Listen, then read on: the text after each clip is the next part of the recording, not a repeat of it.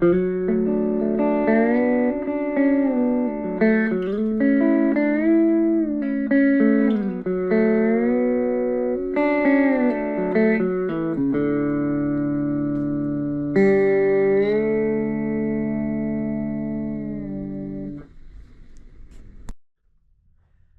what we're going to look at today, what we just heard, is converting a B-bender to a G-bender. And the B-bender that I'm talking about right here is an actual Parsons white B-bender. And so I'm not sure if this is going to work on the Glazer, the other B-benders or not, but it might. It can give you an idea of something that you can try if you want to, okay? So the reason for doing this is that this guitar here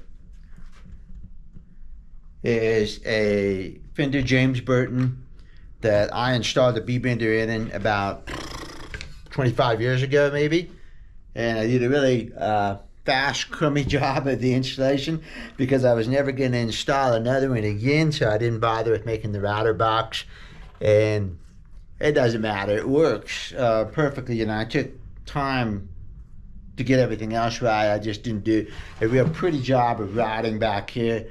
Although I did inset the clear plastic deal, which most people just slap that over the top.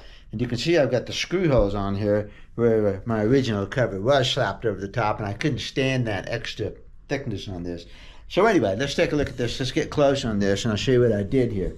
The reason that I wanted to switch it because there was a B-bender, which is the Clarence White deal, Bernie Ladden, Mike Campbell, you know, mostly Clarence for me, but as I started messing with the B-bender, then I got more familiar with other people that were using the B-bender. The B-bender is common, and the reason for the G-bender is Brad Paisley. And Brad is a great guitar player. My gosh, he's good.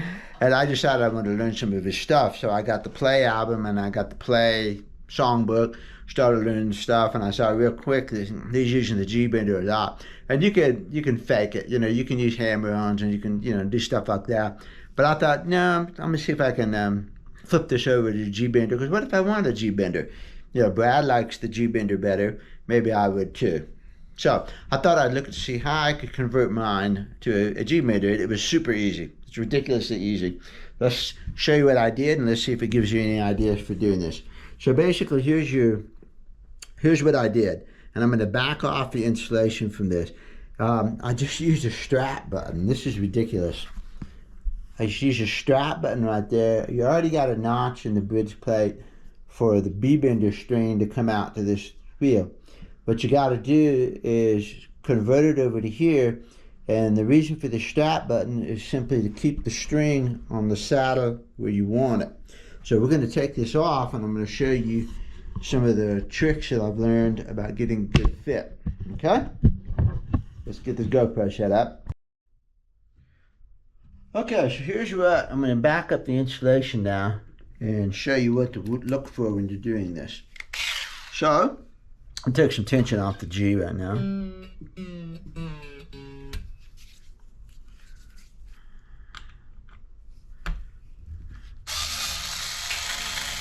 You know, you can convert this back in 15 minutes.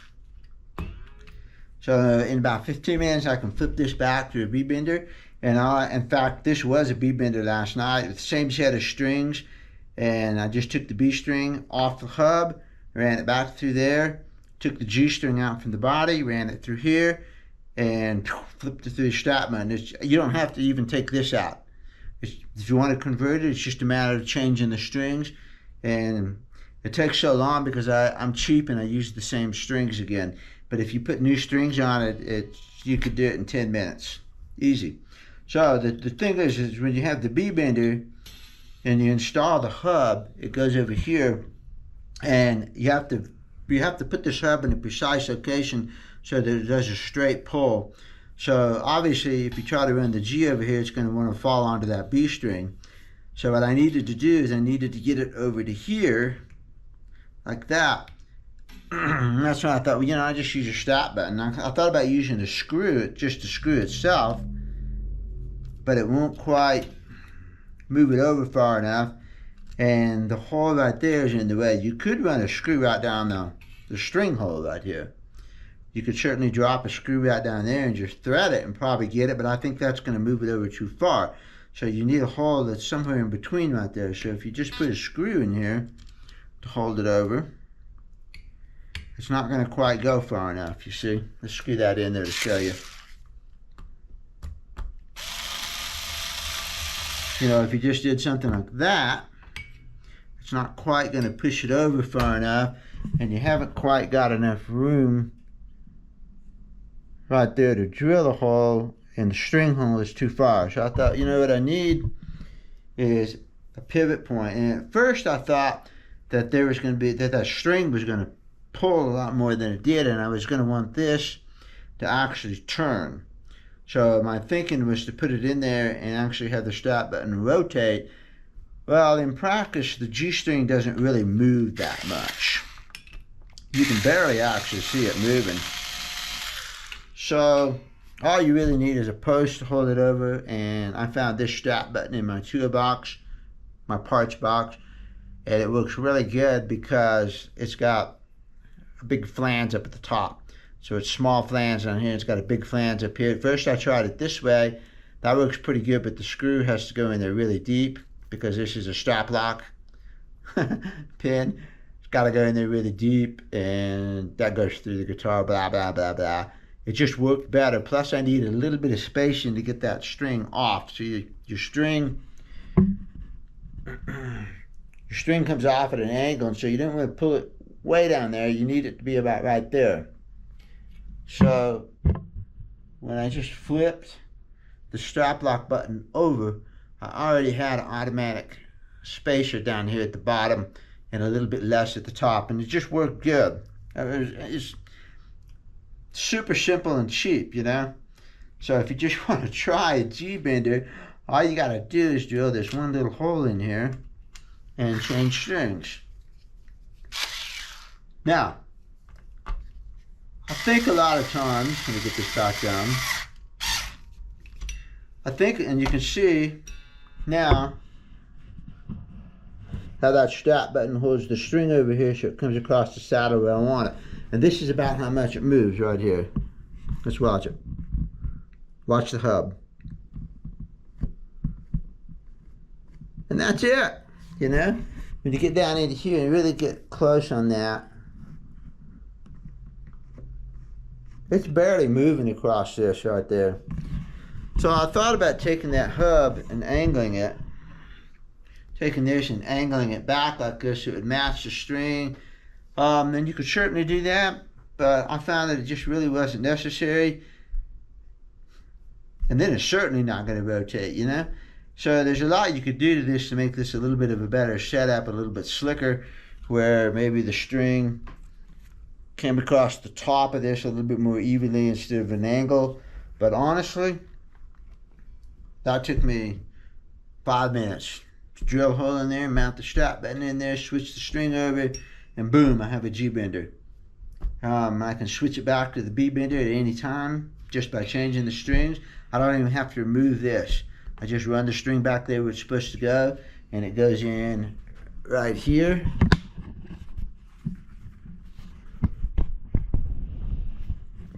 See, the B string would still go right through there just like it's supposed to, coming right across the top of that, and it actually doesn't even touch that.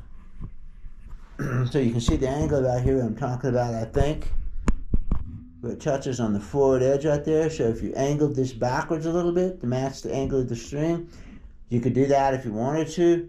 I just really haven't honestly found it necessary. Watch it move now. Let's do it again up close here. It's catching on my workbench. Sorry. Let's do it again. There we go. And that's it. So, if you ever want to try a G-Bender, you got a Parsons white, and I don't know if the glazier won't work because it's pulling it like a pedal steel mechanism, but anything that has a hub like this, give it a try. You got a G-Bender and a B-Bender in the same guitar. Obviously you can't do them at the same time like Jimmy Olander does, but it does give you an idea of whether or not you might like to go to a G-Bender instead of a B-Bender. So I keep back and forth. I play with one or the other. I play back and forth. And, I understand Brad talks about the G being a little bit more of a pedal steel sound because it's a thicker sound than the B, and I understand his point. But to me, I kind of like that higher sound of the B string because I'm used to the Clarence White thing. But gosh, I can go back and forth on them. It's just which one are you going to do? So I'm on the G because I'm learning some Brad stuff to see what it is he's doing there. I'm a bluegrass flat picker, I am not a country electric guitar player, but it really expands my thinking on putting some licks together. And I was working on one of his licks the other day. And you know how it is when you're learning licks, especially looking at the tab, you're looking at the numbers, and the sound isn't coming out in your head. It's not till you get up to speed. You hear it, and as soon as I heard it, I go, man, that's a bluegrass lick. It's a bluegrass cross-picking lick that he's doing there. So I can incorporate that idea, and he's using some open strings coming off of the fretted string, clear up here at 11th to 12th fret, popping off into the open string, and I thought, yeah, I can take that straight to bluegrass, So that's why I'm doing it. So anyway, so there's the deal. Switching the B-Bender over to a G real quick, just to see if you like it. And you can run it like that all day long. I have yet to break a G string. Broken lots of B strings, not really. I've broken a couple, but okay. Just a quick video on that. See you later.